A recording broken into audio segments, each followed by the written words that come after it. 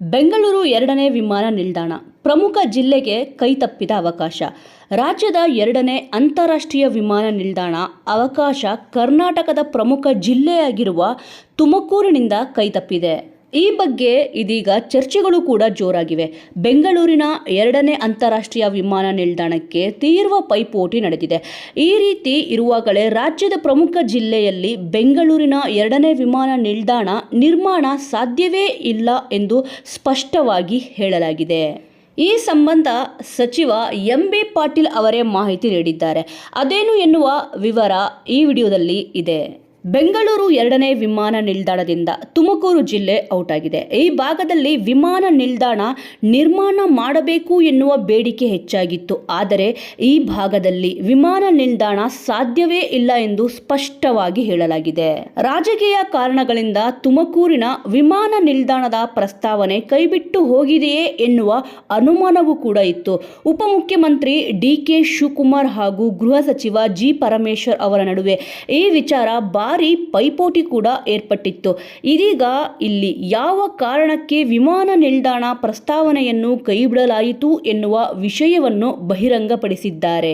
ತುಮಕೂರಿನ ಶಿರಾ ಬಳಿ ಬೆಂಗಳೂರಿನ 2ನೇ ವಿಮಾನ ನಿಲ್ದಾಣ ನಿರ್ಮಾಣವಾಗಬೇಕು ಎಂದು ಭಾರಿ ಬೇಡಿಕೆ ವ್ಯಕ್ತವಾಗಿತ್ತು. ಈ ಸಂಬಂಧ ಕೇಂದ್ರ ಸಚಿವ ವಿ. ಸೋಮಣ್ಣ ಹಾಗೂ ರಾಜ್ಯ ಸಚಿವ ಜಿ. ಪರಮೇಶ್ವರ್ ಅವರು ಪ್ರಯತ್ನ ಕೂಡ ಪಟ್ಟಿದ್ದರು.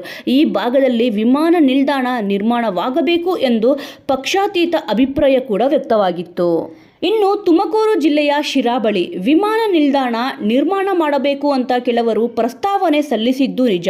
ಆದರೆ ಇಲ್ಲಿ ನಿರ್ಮಾಣ ಮಾಡಲು ಆಗಲ್ಲ.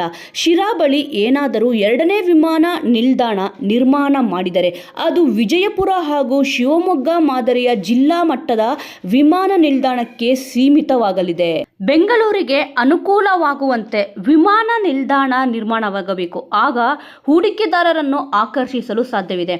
ಎಲ್ಲದಕ್ಕಿಂತ ಮುಖ್ಯವಾಗಿ ಬೆಂಗಳೂರಿಗೆ ಸಮೀಪದಲ್ಲೇ ಬೆಂಗಳೂರಿನ 2ನೇ ಅಂತಾರಾಷ್ಟ್ರೀಯ ವಿಮಾನ ನಿಲ್ದಾಣ ನಿರ್ಮಾಣವಾಗಬೇಕೆಂದು ಸಚಿವ ಎಂ.ಬಿ. ಪಾಟೀಲ್ ಅವರು ಹೇಳಿದ್ದಾರೆ. ರಾಜಕೀಯ ಕಾರಣವಲ್ಲ. ಇನ್ನು ಬೆಂಗಳೂರಿನ 2ನೇ ವಿಮಾನ ನಿಲ್ದಾಣ ತುಮಕೂರು ಜಿಲ್ಲೆಯಿಂದ ಔಟ್ ಆಗುವುದಕ್ಕೆ ರಾಜಕೀಯ ಕಾರಣವಲ್ಲ ಎಂಬುದು ಇದೀಗ ಬಹಿರಂಗವಾಗಿದೆ. ಬೆಂಗಳೂರು 2ನೇ ವಿಮಾನ ನಿಲ್ದಾಣಕ್ಕೆ ಇಲ್ಲೇ ನಿರ್ಮಾಣವಾಗಬೇಕು. ಇದರಿಂದ ಸುತ್ತಮುತ್ತಲಿನ 21 ಜಿಲ್ಲೆಗಳಿಗೆ ಅನುಕೂಲವಾಗಲಿದೆ ಎಂದು ಹೇಳಲಾಗಿತ್ತು. ಆದರೆ ಹೂಡಿಕೆ ಹಾಗೂ ಬೆಂಗಳೂರಿನ ಸಮೀಪ ಮತ್ತು ಪ್ರಯಾಣಿಕರ ಅನುಕೂಲವನ್ನು ನೋಡಿಕೊಂಡು 3 ಜಾಗಗಳನ್ನು ಶಾರ್ಟ್ ಲಿಸ್ಟ್ ಮಾಡುವುದಾಗಿ ಸರ್ಕಾರ ಹೇಳಿದೆ. ವೀಕ್ಷಕರೇ, ಈ ಒಂದು ವಿಚಾರದ ಬಗ್ಗೆ ನಿಮ್ಮ ಅನಿಸಿಕೆ ಮತ್ತು ಅಭಿಪ್ರಾಯವನ್ನು ತಪ್ಪದೆ ಕಮೆಂಟ್ ಮೂಲಕ ತಿಳಿಸಿ.